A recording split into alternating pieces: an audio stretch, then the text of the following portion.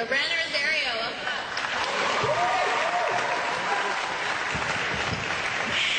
Quiet. Hey, quiet. Okay. Only got like 3 to 5 minutes apparently, right, Collier? 5? Okay. Take a deep breath.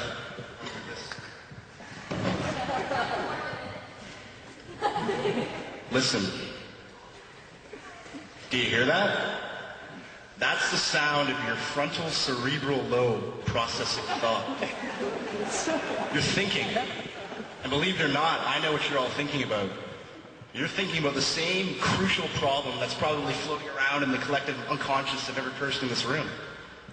There's probably a few of you cynics out there saying to themselves, the hell does he know? He doesn't know what I'm thinking. I had a completely normal day. And I believe you. You probably woke up this morning, had a bowl of cereal, maybe some toast with Nutella on top. You know, girls, brushed your hair, put on some nice clothes, you know, look at yourself in the mirror for a little while. Guys, watched Sportsnet until 8:45 and then went off to school. Even the cafeteria kids thought they were having seemingly normal mornings and they were putting on their leather army boots and painting their faces like dead clowns and saying quick prayers to Satan. It probably took each and every one of you up until now to realize you had this burning sensation in the pit of your stomach. Do you feel it now? That's the problem. It's not AIDS. It's bigger than AIDS. It's the feeling of general concern from me in my pursuit of the Valedictorian nomination. Because let's face it, I don't really have a lot going on for me as far as credentials. For one, I'm not Jewish. So I'm not going to be naturally hilarious like Adam Sandler or Jerry Seinfeld or, you know, Jon Stewart. If they were running, they'd probably get the vote just based on that stupid ethnic stereotype by itself. And on top of that, as far as I'm aware, I don't have an incurable disease, so I can't play the sympathy card on you guys. Wayne Gretzky isn't coming to my house and autographing my thing, so I must be done. And another thing, I'm not a Magic Colombian. I can do a damn good impersonation of one, but I want to make this very clear, I'm not. If Harry Potter and some woman named, I don't know, Maria Fernando Diego Martinez had a child, I would not be that child. What else? I'm not an openly gay, free-spirited animal activist or the survivor of some life-altering near-death experience or a bootylicious, full-breasted black woman who can just seduce you into voting for me by shaking my honeys around. Oh, stop. And while I'm on the topic of seduction, ladies, I'm not Tyler Matheson either. As you can see, I'm almost there, but not quite. Anyways, those are a few things that I'm not. And I'll lay them right there on this podium for you. And so I've got to read the next part, I guess, yeah.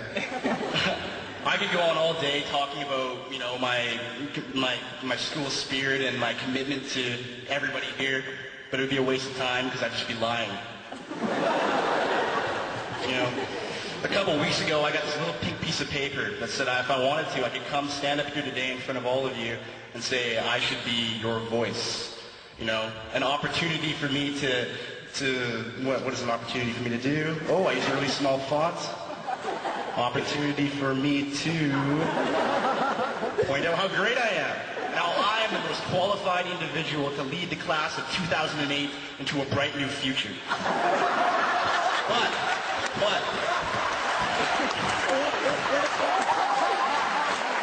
in the back of my mind, I can't help but worry that all this is going to do is put emphasis on the blind approval of some vacant, empty, middle-brow shell of a speech that we've all seen and heard before. You all know the one I'm talking about, where the guy walks slowly across the stage like he's hot shit, and then gives everyone a brain hemorrhage with some self-satisfying, grandiose statement about life and transition, the pursuit of true happiness. I mean, this is your school. Look around. Look at that wall. Look at the other wall. You know, look at the floor and the ceiling and the windows. Look at every chalkboard and brick and blade of grass in the field.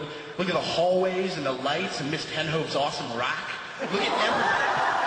Look at everything.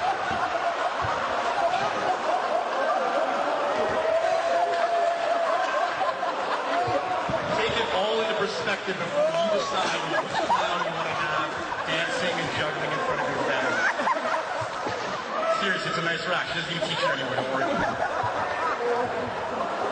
Look for competence and reliability. If the Liberal Party of Canada taught me anything during their half-assed, lazy excuse for a term in office, it's this. Never make a promise that you can't keep. So I'll only make you this one. If you make me your valedictorian, I promise to put every ounce of soul and dedication that I have into that speech. Bottom line, I'll make you proud. That's not it. I got more. I'll make you proud, and I might make your grandparents vomit all over themselves in the process. But it'll wash out. And when it does, your grandparents will take the clothes and probably put them in the dryer for 40 to 50 minutes, or maybe an hour, depending on the size of the load. And those clothes will spin around in a circle, around and around and around and around, until they're completely dry. And then your grandma will come into the laundry room and open the dryer door, and she'll look inside, and before she hangs anything up, she'll spray Febreze all over the puke stain so that the rest of the closet doesn't smell bad when she puts it away. I know, can I finish? In the end, those puke-stained clothes will represent something. I'm not really sure what the symbolism would be right now, but most likely it'll be something great. And I'll wrap it up by saying, Parker Lang, he's sitting down like a girl.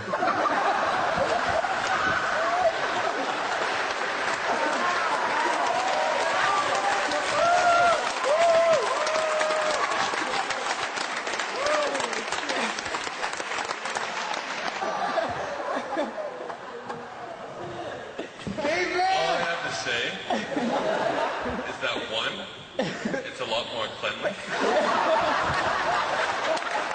Requires a lot less cleanup. And the ladies don't complain about leaving the seat out. That's all I have to say.